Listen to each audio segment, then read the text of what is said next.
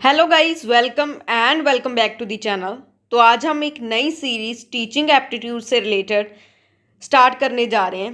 So let's start. उससे पहले किसी ने चैनल को सब्सक्राइब नहीं किया है तो चैनल को सब्सक्राइब करें। So let's start.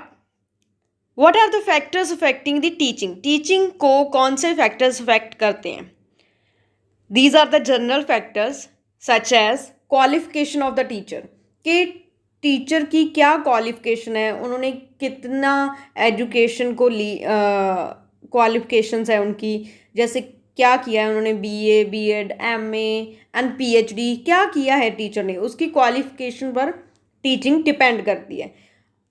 देन आ गया टीचर स्टूडेंट रिलेशनशिप, कि टीचर क्लास में टीचर और स्टूडेंट का रिलेशनशिप कैसा है, उस पर हमारी टीचिंग डिपेंड करती है।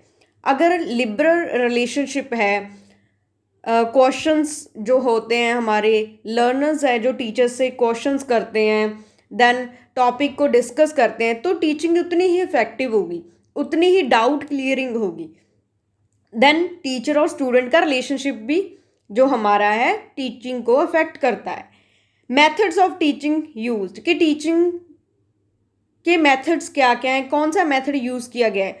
अगर स्टूडेंट सेंटर्ड मेथड यूज़ किया गया है कि स्टूडेंट को अंडरस्टैंड हो, स्टूडेंट को प्राइमरी रोल दिया गया हो, तो वो जो अफेक्टिव होती है टीचिंग, क्योंकि उस टीचिंग में जो हमारे स्टूडेंट्स हैं वो एज आ पार्टिसिपेटर काम करते हैं विदाउट और रेदर देन एज आ ओनली लिसनर। पार्टिसिपेटिव जो होगी हमारी टीचिंग वो बेटर होगी। देन क्लासरूम एनवायरनमेंट, के क्लासरूम में इंफ्रास्ट्रक्चर है जो उनको दिया गया है, देन हमारा स्मार्ट बोर्ड है, देन बोर्ड है, हमारे चॉक्स हैं, बेंचेस हैं, देन क्लासरूम एनवायरनमेंट भी हमारा डिपेंड, तो स्टूडेंट्स हैं वो कोलैबोरेटिव हैं, कोऑपरेटिव हैं, उस पर भी हमारी टीचिंग डिपेंड करती है। देन आगे हमारी स्किल्स ऑफ द टीचर, कि टीचर को क्वालिफिकेशंस हैं, क्या उन्हें पढ़ाना आता है, उनको लेक्चर डिलीवर करना आता है, उस पर भी हमारी टीचिंग डिपेंड करती है। देन इंस्टीट्यूशनल पॉलिसीज़ जो हैं हमारी, जिस कॉलेज स्कूल कहीं पर भी टीचर है उसकी जो पॉलिसीज़ हैं वो भी हमारी टीचिंग को अफेक्ट करती हैं। देन रिवॉर्ड्स, के टीचर की सैलरी, रिन्यूमरेशंस जो उन्हें दिया जाता है, एप्रिशिएशन जो दी जाती है, उस पर भी टीचिंग डिपेंड करती है। Then the next are the methods of teaching, के कौन कौन से मेथड्स हैं टीचिंग के। फर्स्ट है ऑटोक्रेटिक, सेकंड है democratic. Autocratic means only one dominate, teacher dominance जो हमारी स्ट्रेटजी है, कन्वेंशनल स्ट्रेटजी है, उसमें वो होती है teaching autocratic teaching strategy. Democratic में दोनों पार्टिसिपेट करते हैं, लर्नर और टीचर, और लर्नर का ऐसा प्राइमरी रोल देखा जाता है, देन वो है डेमोक्रेटिक टीचिंग मेथड। ऑटोक्रेटिक में क्या आता है, स्टोरी टेलिंग मेथड, कि टीचर सिर्फ स्टोरीज बताता है जो हमारे स्टूडेंट्स हैं उनको। देन लेक्चर मेथड में लेक्चर डिलीवर किया जाता है क्लास में, no participation from the student side.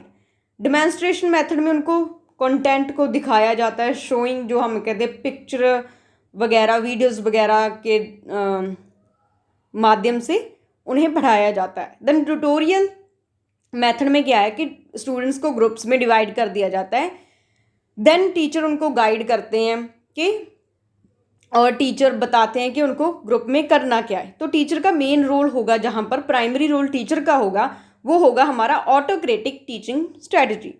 Then democratic में क्या आता है, डिस्कशन मेथड, कि टीचर और स्टूडेंट और विद इन द स्टूडेंट और ग्रुप्स बनते हैं जिसमें डिस्कशन होती है टॉपिक्स पर, ऑरल कन्वर्सेशंस होती हैं टीचर और स्टूडेंट के बीच, वो होता है डिस्कशन मेथड। ह्यूरिस्टिक मेथड में एक प्रॉब्लम्स दी जाती है, उस पर डिस्कशन होती है स्टूडेंट की, प्रॉब्लम के सॉल्यूशंस, प्रॉब्लम, देन स्टूडेंट को गाइड किया जाता है, ओनली गाइडेंस होती है टीचर की। ये जो मेथड दिया था वो आर्मस्ट्रॉन्ग ने दिया था, इंपॉर्टेंट मेथड है ये। देन डिस्कवरी मेथड, की टीचर जो स्टूडेंट है उसमें खुद डिस्कवर करता है, सेल्फ स्टडी करता है, वो एनवायरनमेंट को एक्सप्लोर करता है, तो कुछ नवा न्यू आता है, वो है डिस्कवरी मेथड। प्रोजेक्ट मेथड, के ग्रुप्स में स्टूडेंट को प्रोजेक्ट दिया जाता है, प्रॉब्लम्स दी जाती है, जिसको सॉल्व करके रियल लाइफ एक्सपीरियंस से स्टूडेंट्स जो प्रोजेक्ट को अकम्प्लिश करते हैं। रोल प्लेइंग मेथड, के स्टूडेंट को जैसे एज अ प्ले ड्रामा कह सकते हैं हम कि स्टूडेंट को रोल्स दिए जाते हैं, देन उस अकॉर्डिंग स्टूडेंट्स रोल्स प्ले करते हैं और जो स्पेसिफिक टॉपिक है उसको अंडरस्टैंड करते हैं। ब्रेनस्टॉर्मिंग मेथड में एक पर्टिकुलर प्रॉब्लम है, उस पर सॉल्यूशंस मांगे जाते हैं स्टूडेंट्स के कि आपके क्या व्यूज़ हैं, आप इसका क्या सॉल्यूशंस देना चाहोगे। तो मल्टीपल सॉल्यूशंस निकल कर आते हैं एक प्रॉब्लम के, और उसमें जो बेस्ट सॉल्यूशन है उस पर काम किया जाता है। तो ये है हमारा ब्रेनस्टॉर्मिंग मेथड, ये भी इम्पॉर्टेंट है।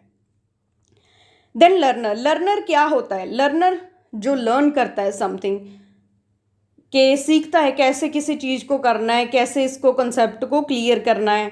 देन लर्निंग जो हमारी है वो टीचिंग के विदाउट हो सकती है, टीचर के विदाउट लर्निंग हो सकती है, बट लर्नर होना चाहिए टीचिंग के लिए। सो टीचिंग इंडिपेंडेंट है, लर्निंग टीचिंग पर जो हमारी लर्निंग है वो इंडिपेंडेंट है, और जो टीचिंग है हमारी लर्निंग पर डिपेंड है। देन लर्नर को कैटेगराइज कैसे कर सकते हैं हम? लर्नर को पर्सनल एट्रीब्यूट्स के बेसिस पर, के उनकी age, gender, language, social economic condition, उस पर भी डिपेंड करती है हमारी लर्निंग है जो। Then on the basis of learning style, किसी स्टूडेंट को कैसे समझाता है कि पिक्चर्स से ज़्यादा समझाता है, किसी को ऑडियो सुनकर ज़्यादा समझाता है, किसी को फिजिकली उसमें पार्टिसिपेट कर अच्छी तरीके से समझाता है। तो इस पर भी बेसिस है हमारी learning. Then on the basis of listening skills, कि लिसनिंग स्किल्स कैसी है, उस पर भी लर्नर को कैटेगराइज किया जा सकता है। एक होते हैं एक्टिव लर्निंग, एक्टिव लर्नर्स होते हैं जो हमारे, जो एक्टिवली पार्टिसिपेट करते हैं। एम्पैथेटिक लिसनिंग क्या होती है कि अगर किसी को कांटा लगा है, शूज़ में उसके कांटा है, उस दर्द को अगर हम कह रहे हैं कि हाँ बेचारे की कांटा लगा है, उसको दर्द हो रहा है, वो होती है सिंपैथी। एम्पैथी क्या होती है कि उस शूज़ में अपना पैर डालकर देखना कि उसको कैसा फील हो रहा है, that is empathetic listening, empathetic learner, कि उसको खुद पर अप्लाई करना। एवेल्युएटिव लिसनिंग और क्रिटिकल लिसनिंग, इसमें क्या होता है कि वो एक्यूरेसी, उस कंसेप्ट की मीनिंगफुलनेस क्या है, उस जो यूटिलिटी है उससे क्या हो रही है हमारी, वो डिटरमाइन की जाती है। एप्रिशिएटिव मतलब एप्रिशिएशन करना, कि एन्जॉय करना उस लर्निंग को, रिलैक्स होकर वो लर्निंग करना, that is appreciative learner. On the basis of thinking style, कि कोई लर्नर कैसे सोचता है, उस बेसिस पे भी हमने हमारी टाइप्स हैं लर्नर की। रिफ्लेक्टिव थिंकिंग, कि वो कंसेप्ट को समझता है कि कैसे करना है, क्यों करना है, क्या इम्पोर्टेंट है। देन क्रिएटिव थिंकिंग, कि वो न्यू सॉल्यूशंस लेकर आते हैं, कुछ ऐसे लर्नर्स भी होते हैं। देन प्रैक्टिकल थिंकिंग, कुछ प्रैक्टिकल रियल लाइफ सिचुएशन से रिलेट कर फिर लर्न करते हैं। देन कंसेप्चुअल थिंकिंग, कि वो फैक्चुअल इंफॉर्मेशन है, जो हमारी प्रोसेस है वर्क की, उस पर ज़्यादा ध्यान देते हैं बजाय के आउटकम के। देन लर्निंग डिजॉर्डर्स भी पाई जाती हैं, कि लर्निंग डिजॉर्डर मीन्स कि डिफ़िकल्टीज़ क्या आ रही हैं लर्निंग में। पहली है जो डिसकैलकुलिया, इसमें क्या होता है कि कैलकुलस में दिक्कत आती है, मैथमेटिकल नंबर्स को डील करने में जो लर्नर को इश्यूज आते हैं उसको डिसकैलकुलिया होता है। डिसग्राफिया, के हैंड राइटिंग में स्पेलिंग नहीं आते और स्पेसिंग का नहीं पता, कॉमा कहाँ लगना है, वो उस रिलेटेड जो प्रॉब्लम्स हैं वो डिसग्राफिया। देन डिसलेक्सिया में रीडिंग से रिलेटेड जो इश्यूज आते हैं, लेटर को अंडरस्टैंड नहीं कर पाते, वर्ड्स और फ्लुएंट नहीं बोल पाते, वो होते हैं डिसलेक्सिया। डिस्फासिया और एफासियस में क्या होता है, स्पोकन लैंग्वेज में कि उनको बोल नहीं पाते वो। नॉन वर्बल में क्या होता है कि फेशियल जो एक्सप्रेशंस है, बॉडी लैंग्वेज है, उसको नहीं समझ पाते। वर्बल में क्या होता है कि अपनी जो फीलिंग्स है उसको एक्सप्रेस नहीं कर पाते, कम्युनिकेट नहीं कर पाते, बोलना आता है पर एक्सप्रेस करना नहीं आता। अटेंशन डेफिशिएट और हाइपर एक्टिविटी डिसऑर्डर क्या है कि वो फोकस नहीं कर पाते किसी भी चीज़ पर। So that's all for today. If you like the video please subscribe to my YouTube channel. Thanks.